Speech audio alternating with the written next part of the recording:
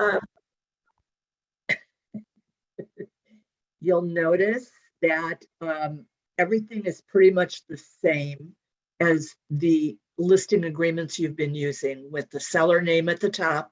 And this should be the legal names of your sellers and how they took title to the property, hopefully. The address of the property. You'll notice, and I apologize for my dog. Anytime you have a blank line on a contract, we expect that you will fill it in with either NA, as you see I did here on line 3, or line it out as I did on line 5 with a dashed line. Sometimes I see contracts coming into the office and they will have one dot that agents think this means that it is not lined out, that it is not applicable. What I would like you to do is strike the entire line if you're going to use that method, or use NA. That's pretty clear. Okay, any questions so far, Ben? No? Okay. On line 9, insert your name. All right, you are the HomeSmart Connect designated agent for this property. And you are, we have designated you as to act as the sole legal agent of the seller. All right, from time to time, if you need help, we can designate an additional person to help you. So that is not a problem. All right, go down to authority. Seller gives HomeSmart Connect the exclusive right to market, advertise, and promote the property to sell, option, or exchange the property to qualified purchasers. This paragraph tells them what you're going to do and how you're going to market the property. A very important paragraph that you need to point out to your sellers on line number 16 is the non-discrimination clause. And there is a description of the Fair Housing Act, the Federal Fair Housing Act, and also the Illinois Human Rights Act, which has more inclusions than the Federal Fair Housing Act. You need to make sure that your sellers understand that it is illegal to discriminate in any of these cases. I like to read this out loud to my sellers, and sometimes I leave it for them to read as well. But make sure that they understand that, especially if your situation is in, let's say, a condo building, it is not their place to decide how many people can live in that condo, all right? Or whether or not there can be a family with children in that second floor condo. That's not their option, all right? Marketing price. I filled in the marketing price of this property on line 22. And I've had on line 23 inserted the date 1/28/2022, which is today. I have it running until the expiration of 1/27/2023. This will make it run for a year. It is up to you entirely how long you want your listing agreement to run. I think it's in your best interest always to get as much time as possible. If you have this pre-filled prior to going to visit with your potential sellers, my guess is they won't object to it.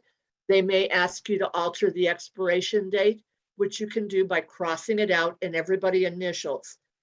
Anytime on this agreement, should you make changes, what you're going to do is cross out that line, and what you will do is then insert something else, okay?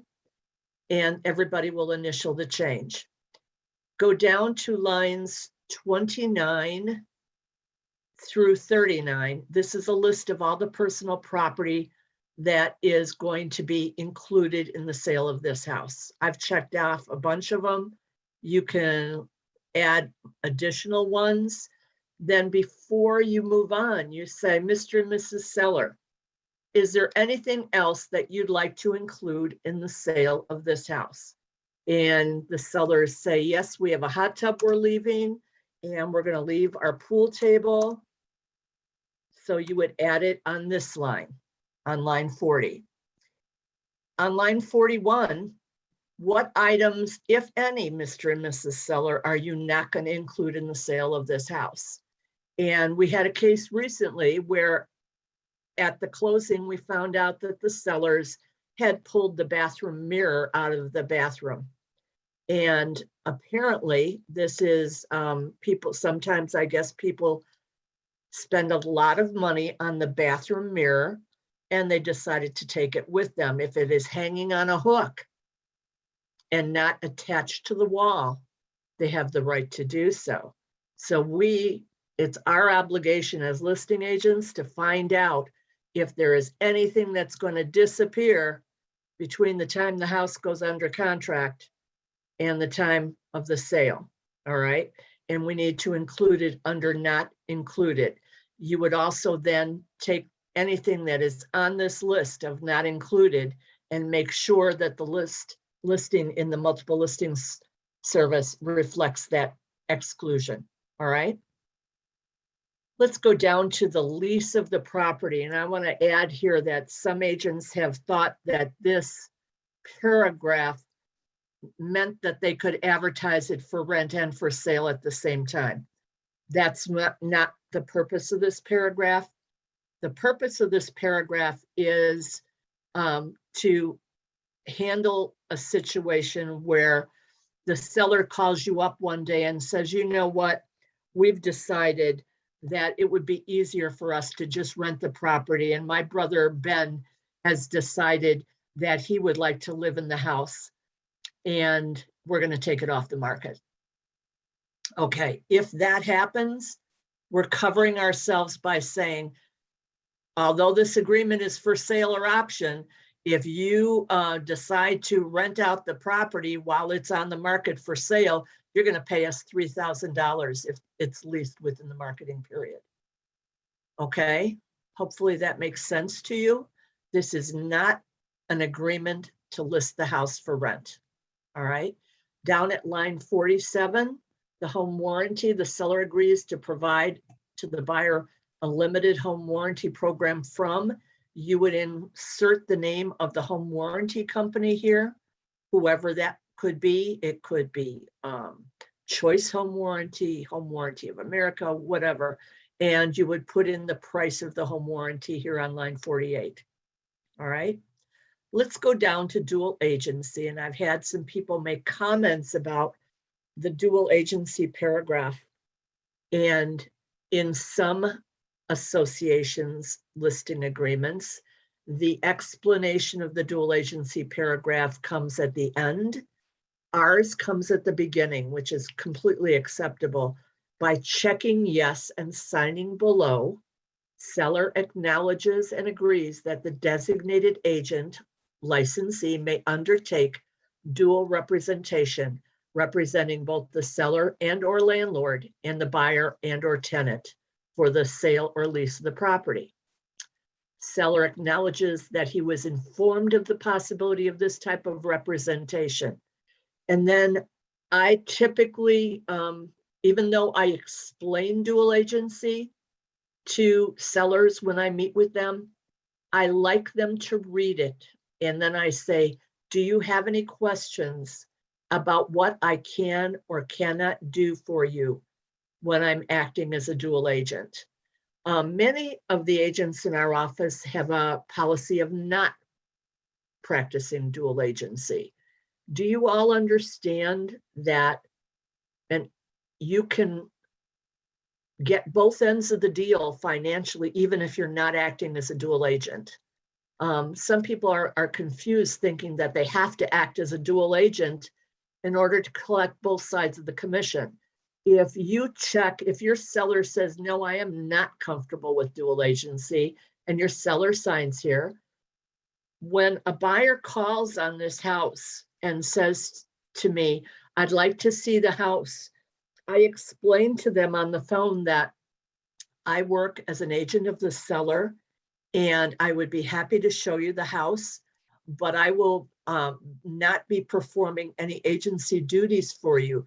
Is that all right with you? When I meet them at the house, after they agree to that, I hand them a notice of no agency, and I ask them to sign before we enter the house, and I show the house. Okay? That covers you legally, and I explain to people also that they're not supposed to disclose to me anything that is in confidence that they would disclose to me if I was acting as their agent. Okay? Let's move on.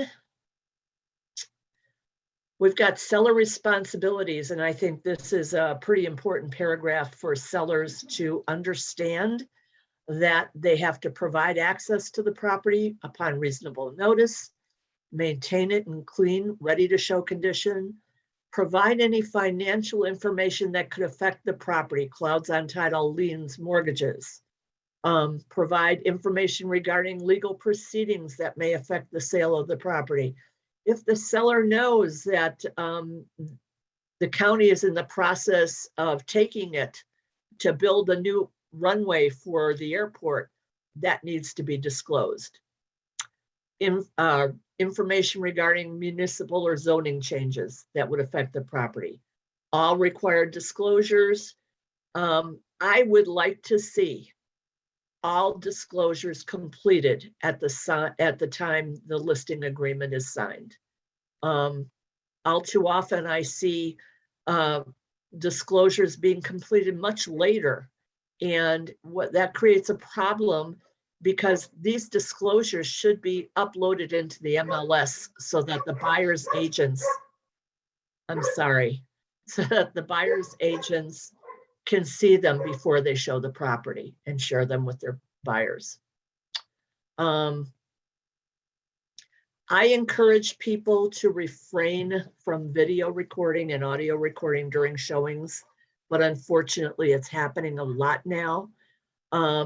It's up to you to caution your sellers that they could be interfering with buyers actually relaxing in that house and picturing themselves in that house if they feel uneasy about being recorded. Once again, if the house is in a condominium association or any other kind of townhouse association, they need to provide all the documentation regarding that association. Go down to the brokerage fee. The seller agrees to pay HomeSmart upon closing or initial closing in the event of a contract sale, an amount equal to, and I have inserted in here 6% of the gross sold price, plus I didn't decide to charge them a transaction fee. I could have written in whatever I wanted in here as a transaction fee. If the property is sold, transferred, or traded during the listing term, or a contract for sale was initialed either during the listing term or within 180 days after the termination of the agreement. Now, if you decide that you do not want to use gross sold price, but rather net, you would need to cross out, if you're using this agreement, cross out gross, you would write in net above gross, and then everybody, both yourself and the seller, would initial next to that cross out. Anytime you cross anything out on any contract, it must be initialed by all parties. All right, go down to line 91. In the event that any cooperating brokerage is involved in this transaction, the cooperating broker shall be compensated from the above fee and the amount equal to, and once again, we have gross on this line. In this case, I've put in 3% of the gross sold price minus $450, which is the maximum we currently allow to be subtracted in the MLS. All right. Now, just for those of you that may not know, this $450 goes to you as part of your commission. All right, when it's subtracted from the buyer's agent. Go down to line 93, additional terms and property information. Seller represents that the following information is true and correct as of the date of this agreement and shall be kept and shall keep sponsoring broker and designated agent informed of all the changes to the following information. I've made up a property index number here. I've said that there is a homeowner's exemption in place, a senior citizen exemption is not in place, a senior freeze exemption is not in place. The real estate taxes for the year 2021 are $18,900. This is a very expensive property. Ben, can you unmute yourself for a second? Yep, I'm here. Okay, line 98. Is this for an additional parcel? No, so line 98 is on the car contract, so all the car agents know about it. The reason we put it on here is so car agents could still use this, which is the same as somebody asked about the parking transmitters, but I'll get to that later. Okay. This is where you would put parking pin, I and got then you would put the pin number. All righty. I kind of figured it was something like that. All right. There we go. Line 99, seller is aware of any circumstances that would affect the transfer of title. This would be, liens like tax liens, something to that effect. If yes, you would have to explain what are those reasons. If there are none, you write NA. Next page. Is the property currently leased? No. Then we go to line 103 and you're going to line out everything on 103. If it was yes, you would insert all these. Line 104. Now this is new to a lot of people that are not familiar with the car contract. I believe these are all on the car contract. We've added them here. If you're working in the city of Chicago, utility and energy, you need electric account numbers, gas account numbers. If you are outside of Chicago and you don't need that information, just put NA on those lines, okay? In this particular case, the lot size is approximately 182 by 390. Approximate square feet of the interior of the property is 4,800 square feet. This particular property is not in a condominium or homeowners association.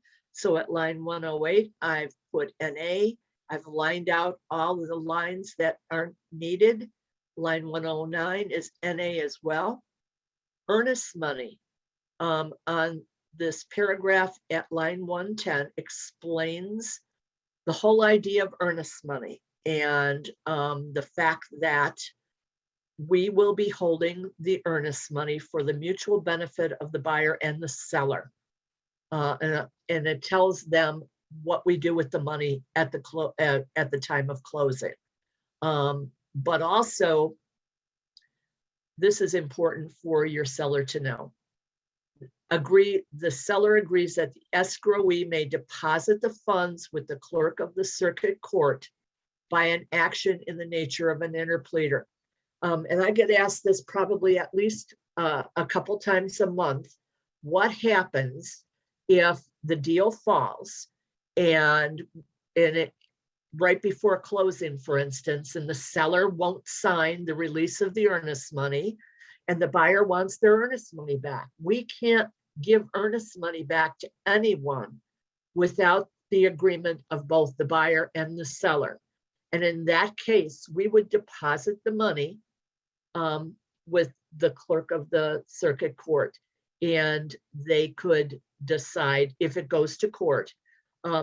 Earnest money that is left unclaimed with our brokerage can be turned over to the Illinois State Treasurer's Office after a period of time as what they call as cheated funds, all right?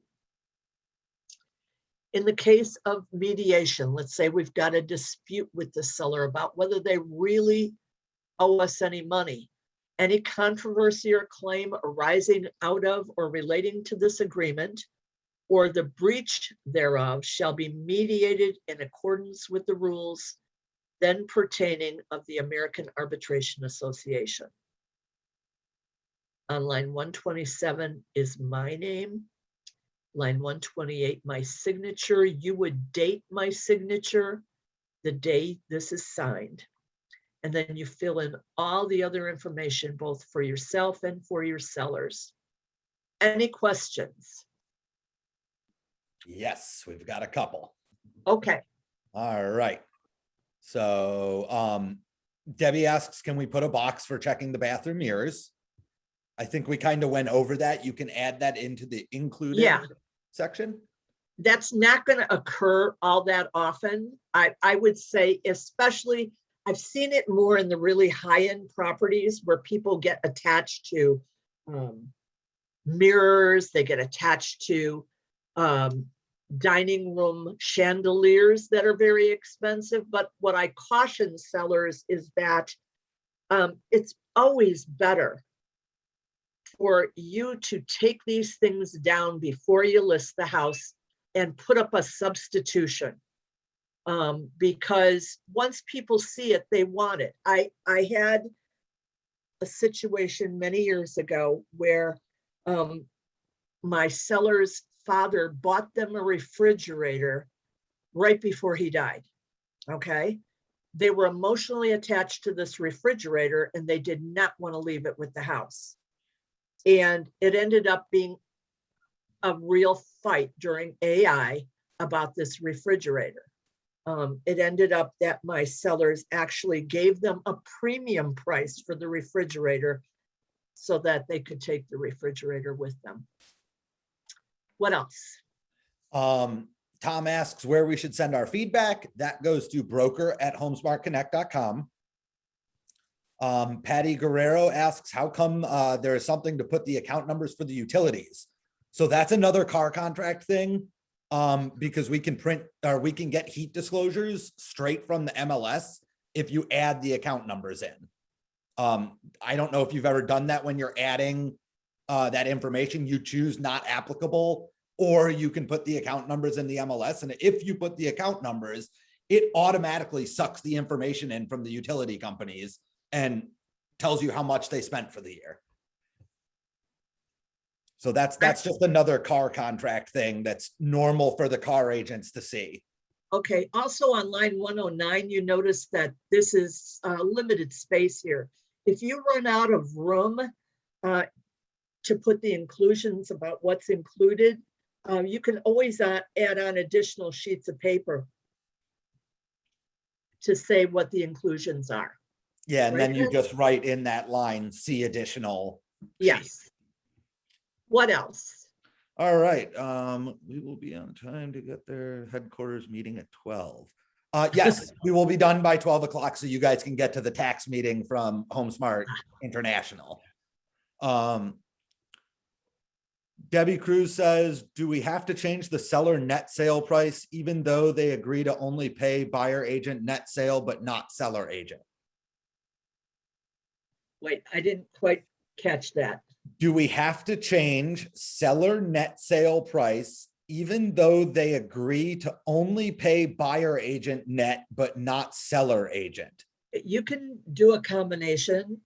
We've got a number of agents that charge the seller based on gross and charge the buyer agent based on net. All right. Why is there garage door transmitters and also garage door openers? So that's another car contract thing. Garage door transmitters are for the automatic parking garages in Chicago. It's a transmitter that you install onto your roof or onto the front windshield. A garage door opener is what you typically see in the suburbs, where it's a little clicker that opens the garage. So I know it's the same word, but kind of a little bit different for Chicago agents.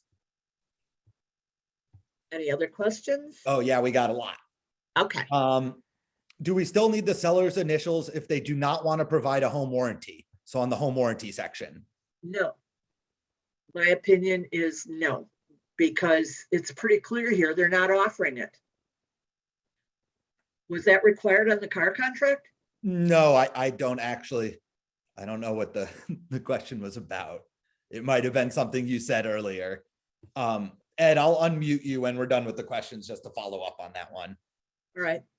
Line 44, this is from Roxy. How can we know if the person who leases the property then buys it a year later? Tax records? Yeah, you you would have to really follow that property. Tom asks, do you have to disclose a divorce is in process? No,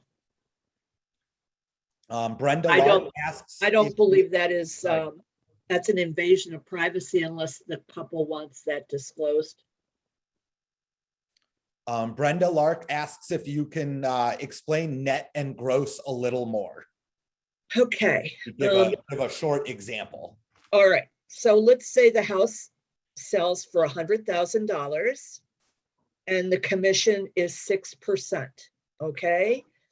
If I'm charging based upon gross, the commission is $6,000, correct?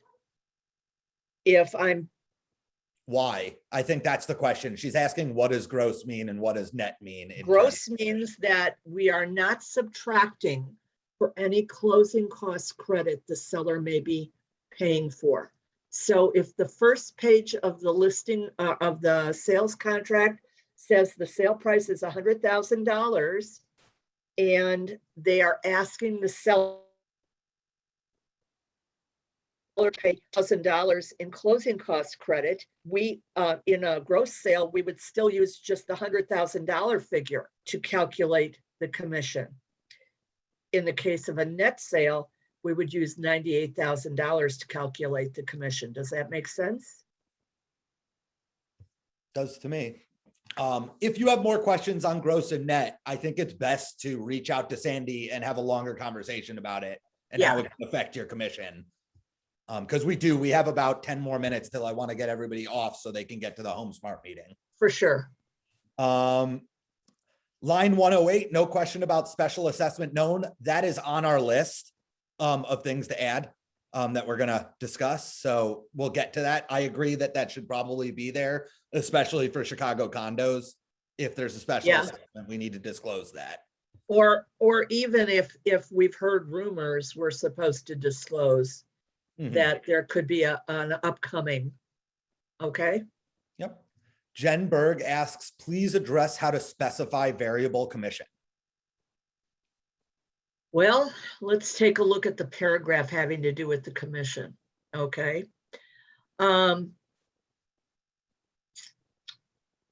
If this particular contract does not have something written into it that would necessarily deal with a variable commission, but let's say I did something like this. And I put an asterisk here. Let's see if I can find it on my computer. Yeah, I think that might be something like under line 90, maybe add a checkbox variable. Yeah, we could add a line here and put the asterisk here, 5% if list agent represents both seller and buyer, or, that would be the variable commission. Does that make sense to you? I'll add that onto. And that would need to be initialed if that is added in. All right. Okay. Bill, you're still here. Can you think of anything, Bill, that would make this a little clearer? Yeah, just to clarify what a variable commission is here's the commission that we're offering to everybody. That's a traditional or a standard listing agreement. But if I have a special arrangement with the seller that says, hey, if I represent both buyer and seller, I'm going to reduce commission. Or if, I don't know, if somebody from my office buys it, there's a reduced commission. You're required to identify that in the MLS, and there is a check mark for variable. Right. You'll see a little V in the MLS under the compensation. So I think, I don't even know that we need to add a line, but I think if you're going to do that and you put 6% on the top line and underneath it, you write 5% if sold. Yeah. If dual agency or representing both buyer and seller, just recognize that when you put that in the MLS, you have to include that V for variable commission. That is a variable commission. Okay. Sorry, go ahead. Then if you get a call during while the property is being marketed, and that is something a buyer's agent is entitled to ask you if there is a variable that has to be in the MLS that there is a variable commission. So they could conceivably call you and say, is one of those contracts that you're negotiating one of yours? Because then they would know that there is less commission because you have one of the buyers. Does that make sense to you? Mhm. Okay. Hey, let me, while we're at this portion with commissions as well, both apologize and kind of explain what's happening with net commissions. And I'll try and make this very, very brief. I was notified by MRED that they made a change on net commissions, where right now the rule between gross commission and net commission is gross is pretty simple. Here's the sale price, here's the percentage we're charged. That's a gross commission. A net commission, based on the change that they made in 2019 or 2020, a net commission is the gross sale price minus any credits that are identified on the primary contract. So if it's not on the sales contract, it doesn't get deducted. So if they do a home inspection and under attorney's review, 2 weeks later or a week later, they say, hey, we're going to give another $4,000 credit because the roof is bad. That doesn't go into the formula for commissions.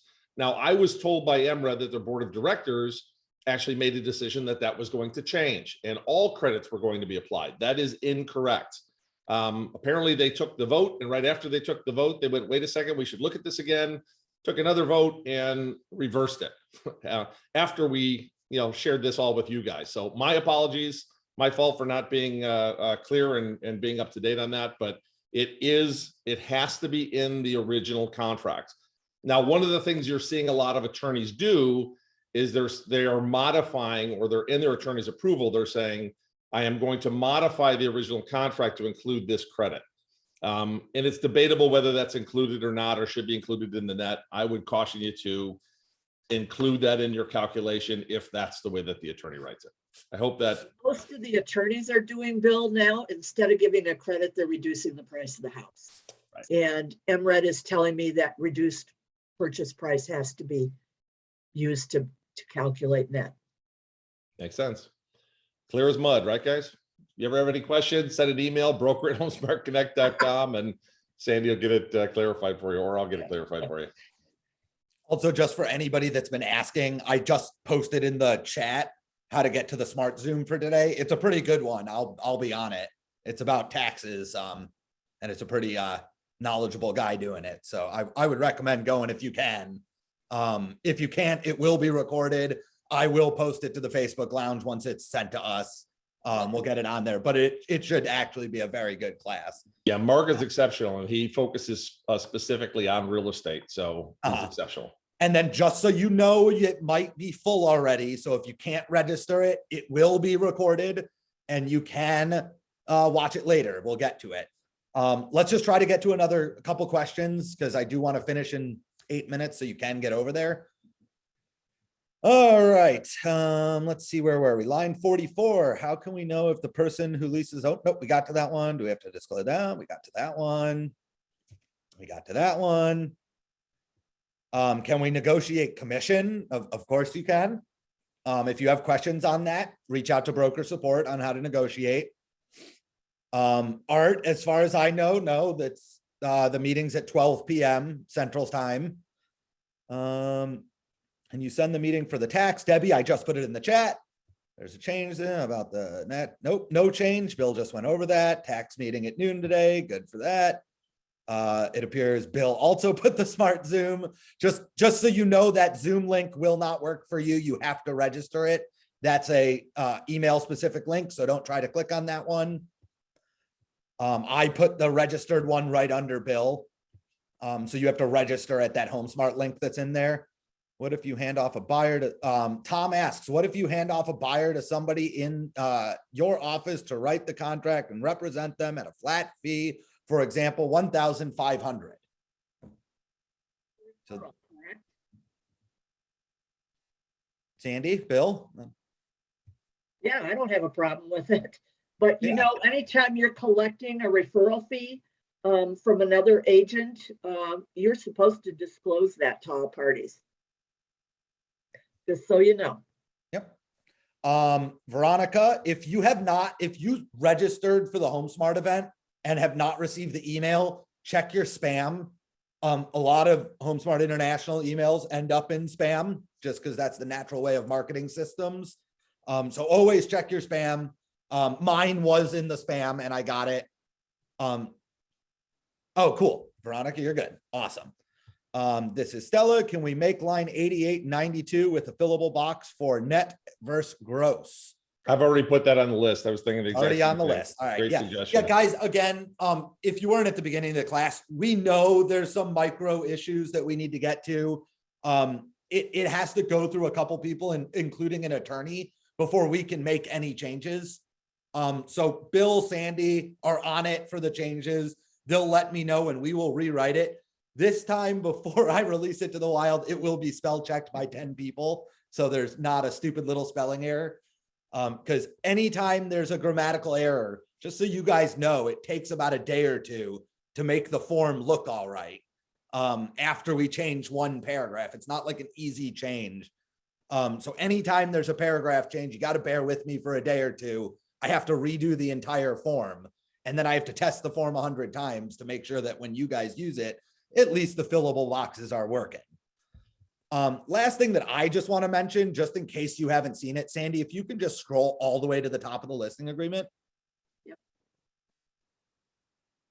Yep. When you put the property address, so right there, 123 Main Street, not applicable anywhere, Illinois, 600 or 6,000, whatever, that will automatically syndicate to the bottom of the page. So you don't need to keep filling that out on each page. So Sandy, if you just scroll down to one of the bottoms of any of the pages, Yes, I see that. That's beautiful. it automatically goes there.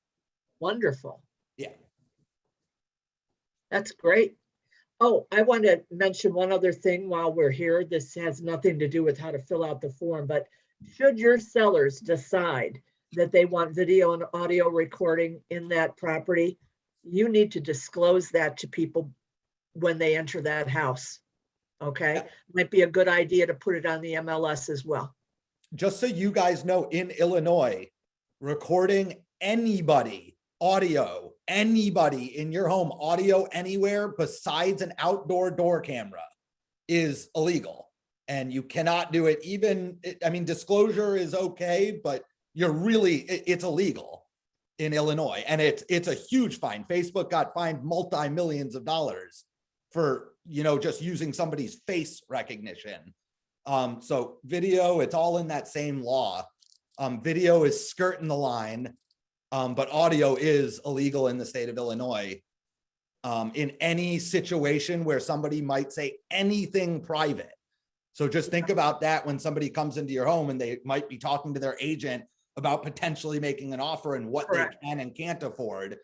That's illegal for you to know. That has to go through the agent. So you can't record people's audio in the home. Yeah. You can record video. Sellers sometimes eavesdrop through that Alexa, Mhm. and that's not a good idea. Yeah, and there are laws on that. The audio is, you can Google it, audio is illegal in Illinois. Video is not. I think the law states that if anything can be said that's confidential, you can't have audio. Okay. Without consent. So if you have consent, you can, but that's tricky. Right. So Yeah, well, it's tricky because you got to get consent and then you got to turn off the audio for the moment. yeah, just don't do Better it. that it not be there. Yes, Brian, this meeting, we are recording the whole thing. So yes, it will be posted. It usually takes Zoom about an hour and a half to get to me after it finishes so it can render the HD version. Then what I do is I upload it to our YouTube page, and then I'll post it in the Agent Lounge and RSA. But this post will be a good one because it'll have this new revision that has the couple extra fillable boxes, plus the video. And then this is a question for Bill that somebody emailed me. Just, are we going to do, oh man, I forgot who asked it, a buyer agreement, a pre-filled out buyer's agreement? We haven't looked at it, but we can certainly put it on the list. We don't have a plan to do it, but we certainly Okay. can. I like that I idea. mean, I love it. that's the question I've gotten a couple times. And that is all the questions. We did good. Super. All right. So if anybody else has any other questions, I'm gonna make this for the last 5 minutes. If I can find the button, it seems to not be there now.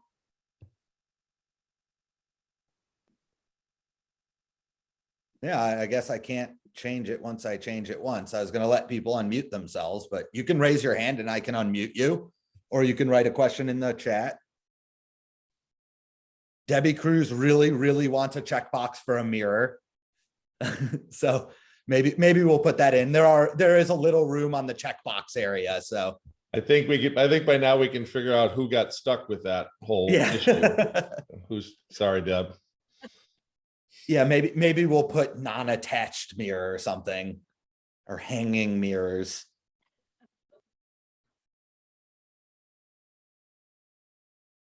Yeah. So again, guys, broker@homesmartconnect.com if you want a form fillable and stuff like that, email broker support and we'll see what we can do. The reason we went this route, just so everybody knows, is it is impossible to manage and make fillable and pre-sign all of the board's contracts because they always change and we can't be monitoring every single board. It's crazy. So if you need a form, we'll work on HomeSmart Connect specific forms. Just let broker support know what you want.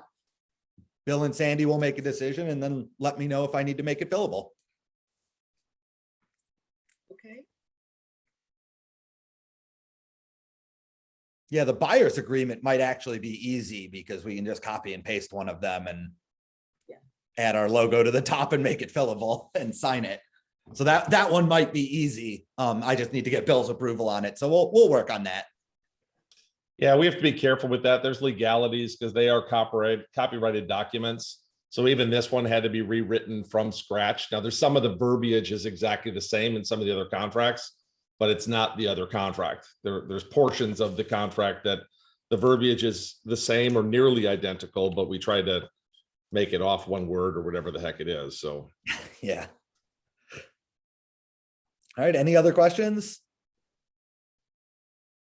It was a good meeting. This is great feedback, guys. I appreciate your feedback. And we're going to look for feedback from everybody, the whole company. I think we've only got 50 or 60 that were on this call. We're going to throw it out to everybody as much as we can, take as much feedback as we can, and then go back to the drawing board. And we'll probably have a couple of different versions. Just keep in mind, we will keep the most updated version. Sharon, if you're there, the updated version, I think, goes on MRED and in their RSA, correct? Sharon's a co-host. You should be able to unmute yourself. Oh no, Sharon left. Oh, but yes, they just confirmed they uploaded this newest version everywhere. I think we just put it on the MLS and not RSA, because RSA unforms things from time to time.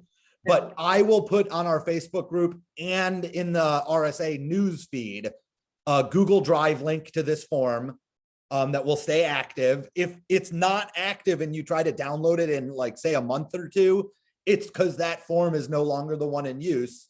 Ask for the newest one if that link's not working. But I try to update everything as best that we can. But I will post it to the RSA through a Google Drive link because that will allow you to download it and still use it as a form.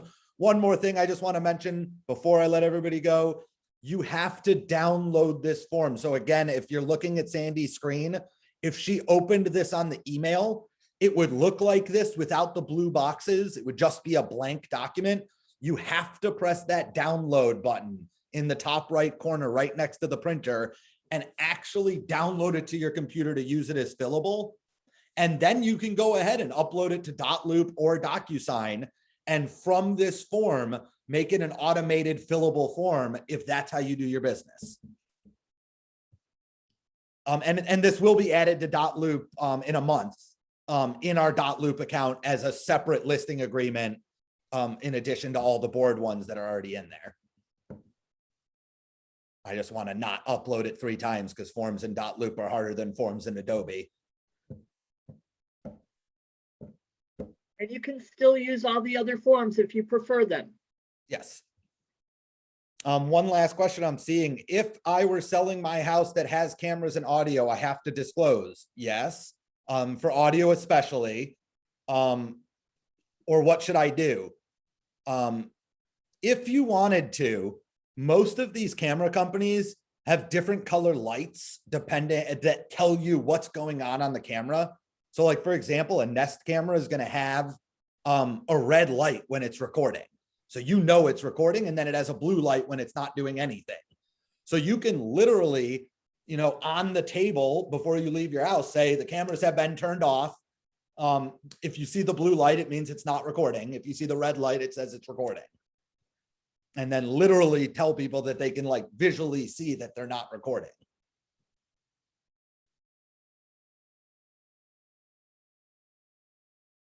Art, that's a great question for Bill if he wants me to do that. He says, hey, Ben, is there an end of year list with our office agent sales and volume rank? We've been doing that monthly if you haven't seen on our main page and on our agent lounge. We've been doing it every single month since December of last year. It's only for 3 months so far, but we're going to keep going forever. Every month it's on the first Wednesday of the month. I do the top agents by closing and all of our new agents that joined. And then just so you guys know, if there's a tie ever, I'll do 6 instead of 5, but it's always the top 5. But obviously sometimes we have a tie. So I'll do 6 or 7 depending on that tie. I don't put how many they did. I just put them in order of where they rank. And as far as creating like an annual list, I've actually specifically been asked by a number of agents not to do that. And usually it's from the top producing agents. You know, some people like credibility. Some people don't like being advertised that they're in 3rd, 4th, 8th, 12th, 15th.